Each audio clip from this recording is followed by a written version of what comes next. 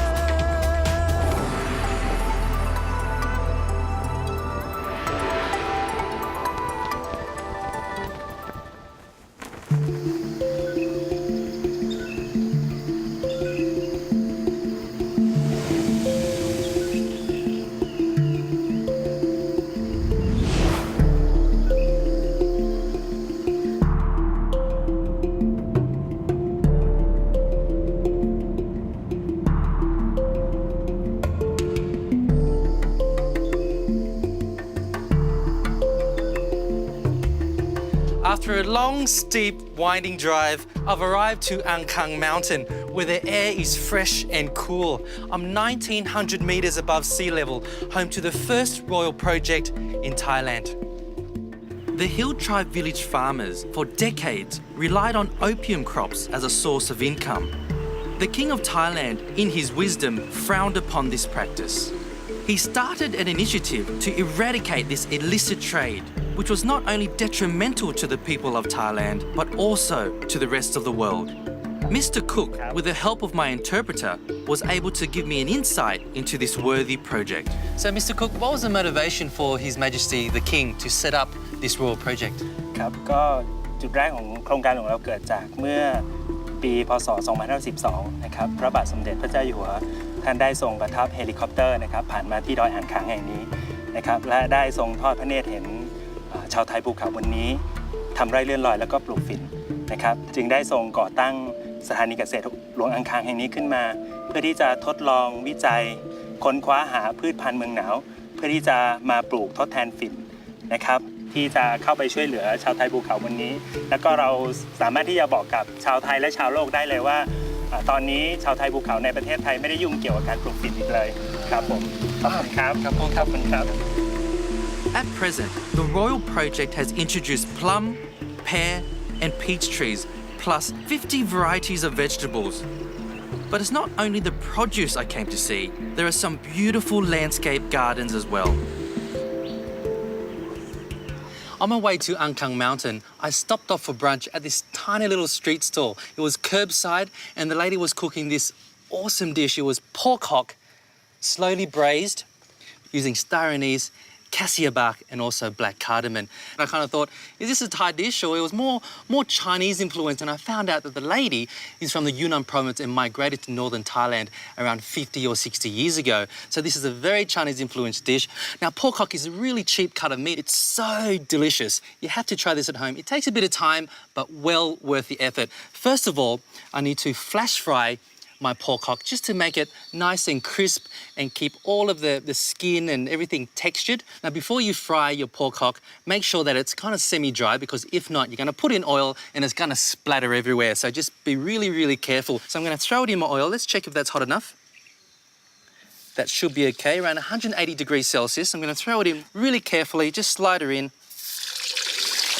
All right, I'm going to stay back because I'm not too sure how this is going to go. Got a nice golden colour around the skin. Only takes around 3 minutes per side, but an essential step for this slow braised dish.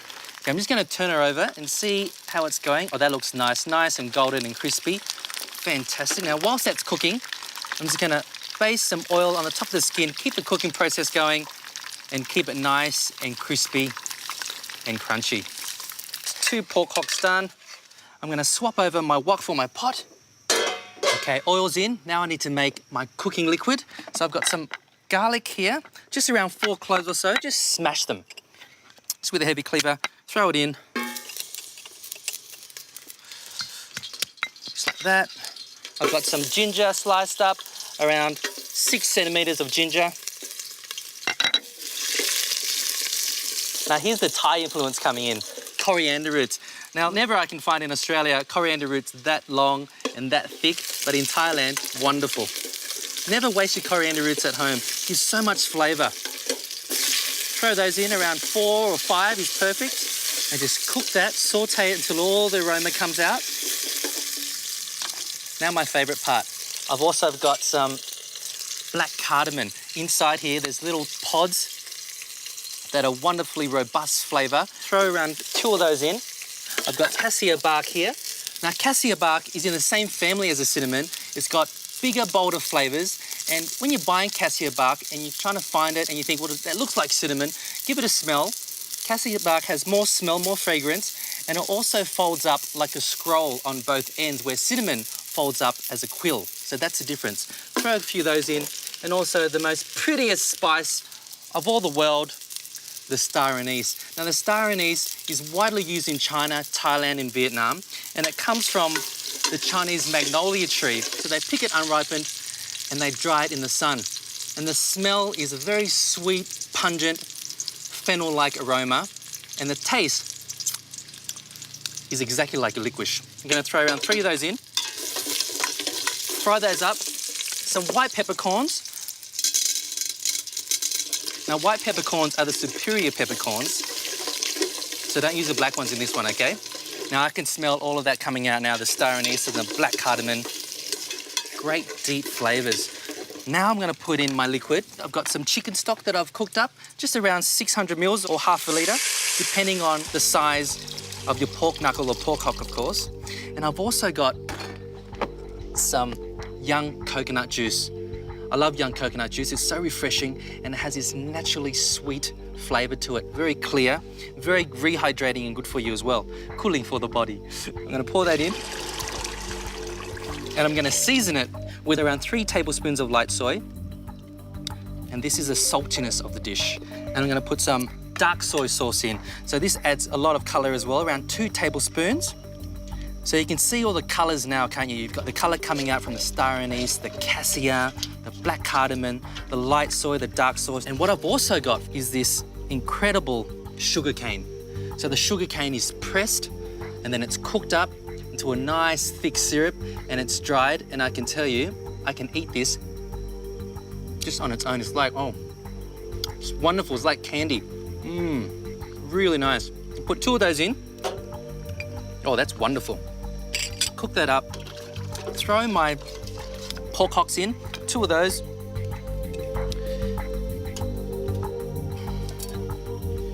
Wow, they're big pork hocks. Now it's starting to boil now and all the impurities are rising to the top. I'm gonna skim the surface, get all of the impurities off, and this ensures a nice, clear broth.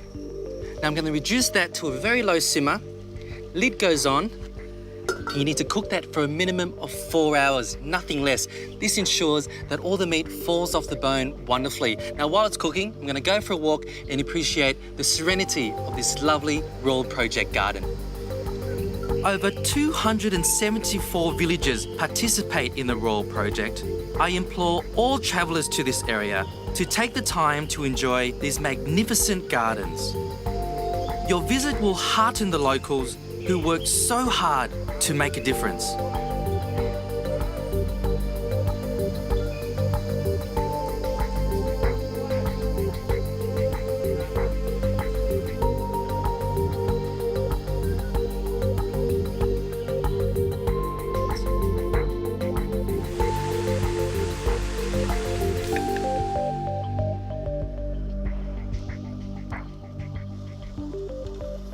Now there's my pork hock slow braised with cassia bark and star anise. Kamu palo.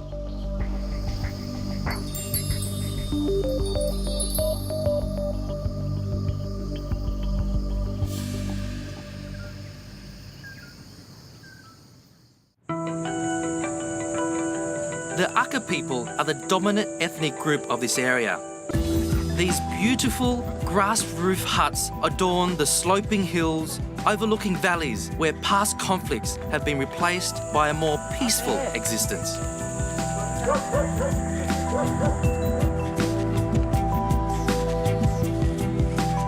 I'm with Ape at her lovely home here where she lives with her 6 children, 4 girls and 2 boys. Now, the Aka people originally come from Tibet and they moved to Myanmar and now here in northern Thailand. And I tell you that their dress is just fantastic. It's so beautiful. They've got this gorgeous headpiece which is made from all silver.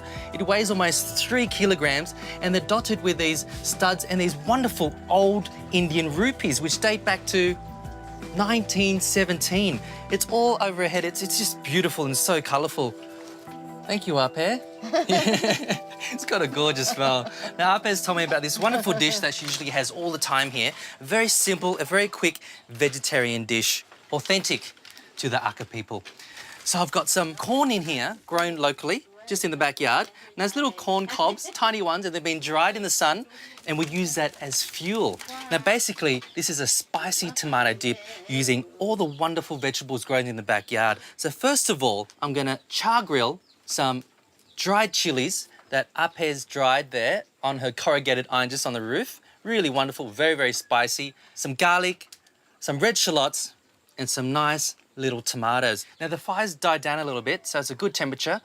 Now, this style of cooking, it blackens the skin, it chars it, and it makes the inside really, really moist and really, really sweet. It brings out the sweetness in the vegetables. Now, they're grilling nicely. I'm gonna grab my tomatoes. I'm just gonna rest it there, and they can blacken on their own there. I'll just rotate it in a couple of minutes.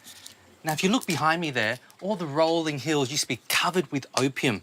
This whole area is part of the Golden Triangle. But now, there's corn, there's bananas, tea, and also coffee. Lots of fantastic cash crops, which is how they make their living.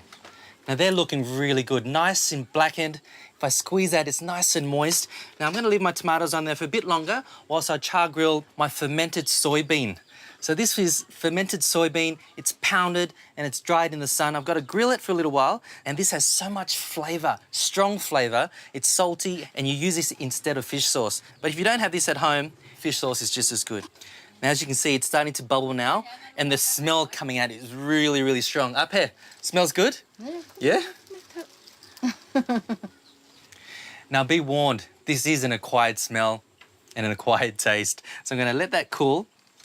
Now, I've got this amazing mortar and pestle here, made out of wood, and it comes with a handle. I just think that's genius. And this great pestle, is that the right way? I guess it's heavier here, so when you pound it down, it makes your job a whole lot easier. So first of all, I'm gonna peel my garlic, just like that, easy coming off. All the black parts are gone. And I've got my red onions as well, or red shallots. All the insides just pop out. Okay. And with the chilies, just get rid of the black parts. Just peel it off delicately. Nice, smoky, charred flavour. Throw that in. Okay, I'm just gonna pound the garlic, the red onions, and the chili first to a nice paste, and then I'll follow that with a tomato. Now, the whole place is made from bamboo and wood. We're up really high on stilts, and the whole place is shaking as I'm doing this. Is everything okay out there? All right, that looks good. Before the tomato, actually, I'm gonna break in my fermented soybean. Very, very crispy, look at that. Oh, smells good. Now, in the background here, it's really interesting looking at the village. There's so much authenticity and tradition with the traditional garbs and the village setup, but it's so modern at the same time. There's satellite dishes dotted everywhere, karaoke in the background, and everyone's got a mobile phone. Well, it's a sign of the times, isn't it? But I'm just glad that there's still that strong tradition there, especially with the traditional foods. I'm gonna pound that again. It really works having this handle. It's quite useful, actually. And as you can see behind me, it's all mountains, so there's not a lot of animals eaten here. There's a lot of fruit, a lot of vegetables, and obviously no fish sauce. So I'm gonna peel this as well, and see how I can easily peel all the blackened skin in there. Throw the tomato in, ×3.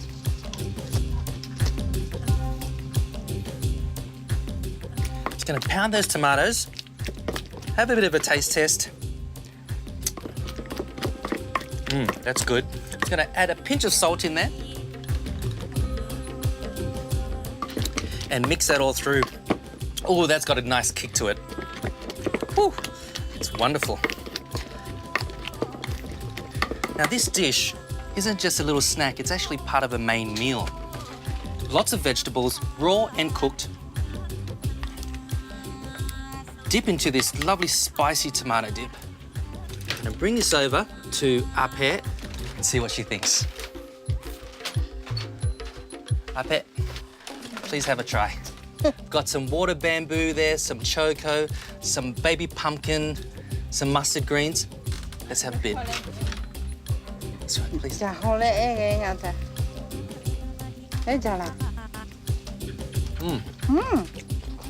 Lắm tê tê. Spicy.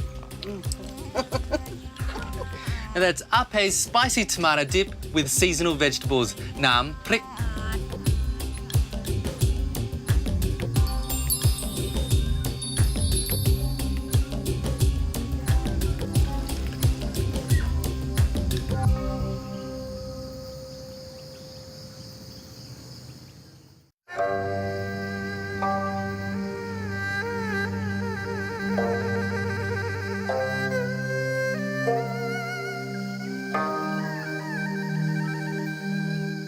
The incredible banana tree, a versatile herbaceous plant grown in all tropical regions of Southeast Asia. Now, the banana tree gives us the fruit, of course, but we can also use the banana flower or the blossom and use the beautiful, oh, jeez, almost lost it there, beautiful long leaves to wrap around food, to steam, char grill, or deep fry. And today I'm going to show you a recipe using the banana trunk. Now, the banana tree can only fruit once in its cycle, so I'm going to chop it down so it can regrow and fruit again.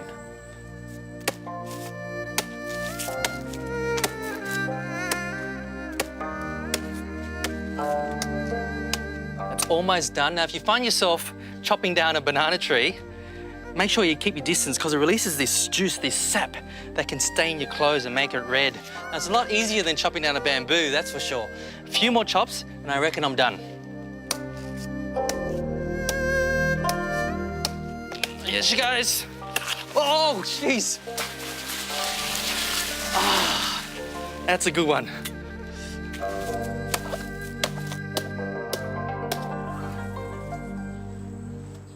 Now, this is my style of cooking. I'm shaded by long, elegant banana leaves. I've got 3 stones with charcoal, lots of heat here. This is really, really awesome. So I'm using banana trunk to do this very amazing northern dish. It's a curry, but not a coconut curry. It's not a dry curry, but it's a wet curry with a little bit of soup in there as well.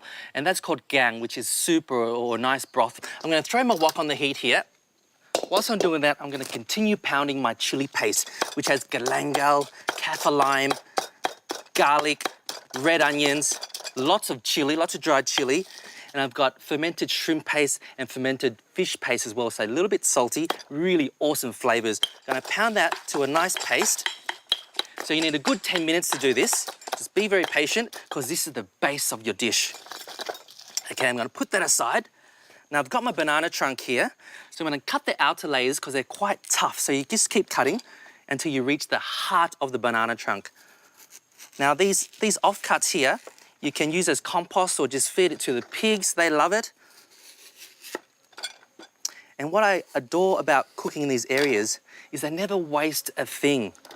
If you look further here, beautiful white colour, and if you put your nails in and it's soft, that's the best part to eat. These tougher parts here, you can't eat it. Give it to the pigs. I'm going to put that aside and I'm going to slice that into 5-centimetre pieces. And I'm just going to cut them into quarters as well. Now, once you cut it, throw it in some water, mix with some lime or vinegar so the banana trunk doesn't discolour and go black. I'm going to check my wok. That looks pretty hot. I'm going to throw some oil in, around 4 or 5 tablespoons of vegetable oil. Just a nice neutral oil, because I've got so much flavour in my chili paste already. I'm going to throw in my paste. Oh, that smells really good. So throw that in, cook that around for a couple of minutes so all the aroma comes out. Now with my mortar here, I'm not going to waste all of the paste I have left in there. I'm going to pour some water in and just capture all of the rest of that. So around half a cup of water. I'm going to wash my little pestle as well. I'm going to save the liquid for cooking later. Looks good. All right, we're going to mix it around. I've got a free-range chicken. I've chopped it all up now, and I've used everything. I've used the liver, the kidneys, the feet, the whole thing, because the flavour is so good and sweet around the bone. I'm going to throw that in. All you need is around 200 or 300 grams of chicken. Cook that up. Get the heat up higher. Coat all of the chicken with the chili paste. Get all the flavour soaked into the meat there. I'm going to add in my reserved liquid for my chili paste. Throw that in. Beautiful. That's a nice heavy stone there. And I'm also going to add around half a litre of water, or just to cover all of the chicken. A bit more. That's beautiful. Now I need to bring this to the boil, but whilst I do that, I'm going to show you this yolk. This banana trunk here. Beautiful white colour, great texture. If you see that cracking. Now, you don't eat this for flavour. You put it in whatever you're cooking with and it absorbs all the flavour. It acts like a sponge, and the Thai people love it, and they actually compare a beautiful woman's complexion to this beautiful white colour. Now the chicken's reached the boil. I'm going to put in my yolk, around 2 handfuls, and then I need to cook it for around 5 minutes or until the yolk becomes nice and clear and white. Now I've been told that if your soup or your curry boils from the middle of the pot or the wok, it's going to taste extra good.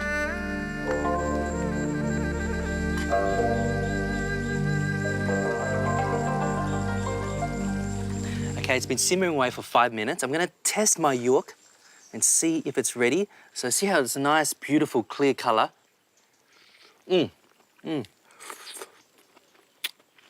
So tender, and it's acted like a sponge, absorbed all the wonderful flavours of the curry there. And the soup, what I love about these northern curries is they're so light and they're so clean. They're not heavy at all. Wonderful. I'm going to throw in a bit more flavour, some kaffir lime leaves, just 4 or so tear those in. And I'm going to season it with some fish sauce. So it doesn't need too much fish sauce there, just around 1 tablespoon or so. Mix that up. And my finishing touch to this one is some nice textural glass noodles. Now, glass noodles, if you're buying it from the market, if it's dry format, bring it home, soak it into cold water for around half an hour, because it doesn't need much cooking. As I put these in, it will cook straight away. It will soften, and it'll be nice, silky, but a lot of crunch as well. Now that's done, that's all you need. If you look at the glass noodles, see how it's softened already? Beautiful, clear colour, and that's why they're called glass noodles. A bit of spring onion in there, some chopped coriander as well, and I'm gonna plate her up. Now my favourite part to this dish is not the chicken, it's actually the banana trunk. That's the hero of this dish. Textural, now it's so flavoursome, and such an unusual ingredient to use for cooking. Broth is wonderful. Look at that. And if you can, cook this in the jungle. It's so much fun. Throw that in. Just a bit more coriander on top, and it's done. Spring onion, bit of colour. Now there's my banana trunk and chicken jungle curry, gang yuok.